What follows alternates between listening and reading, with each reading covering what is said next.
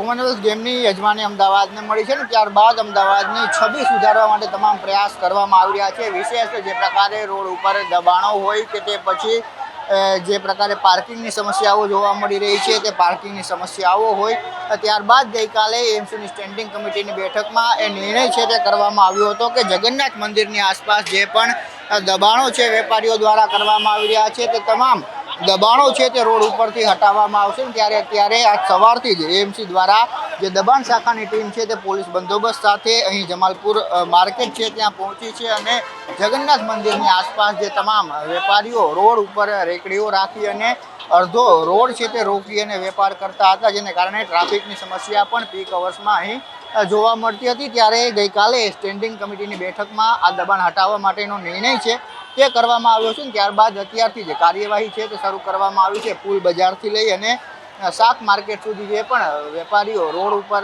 વેપાર કરી રહ્યા છે તેમનો તમામ જે સામાન છે તે અત્યારે જપ્ત કરવામાં આવી રહ્યો છે। લારીઓ છે તે જપ્ત કરવામાં આવી રહી છે, તેની સાથે રોડ ઉપર જે પણ વાહનો પાર્ક કરવામાં આવ્યા છે તેમને પણ લોક છે તે મારવામાં આવ્યો છે। એટલે જે પ્રકારે પાર્કિંગની સમસ્યાઓ સામે આવતી હતી, ટ્રાફિકની સમસ્યાઓ સામે આવતી ને એવામાં એએમસી દ્વારા હવે મુહિમ શરૂ કરી દેવામાં આવી છે કે રોડ ઉપર કોઈ પણ પ્રકારના દબાણ છે તે જોવા ન મળે। કેમેરા પર્સન ઓમ પટેલ સાથે જયેશ ચૌહાણ, ન્યૂઝ કેપિટલ, અમદાવાદ।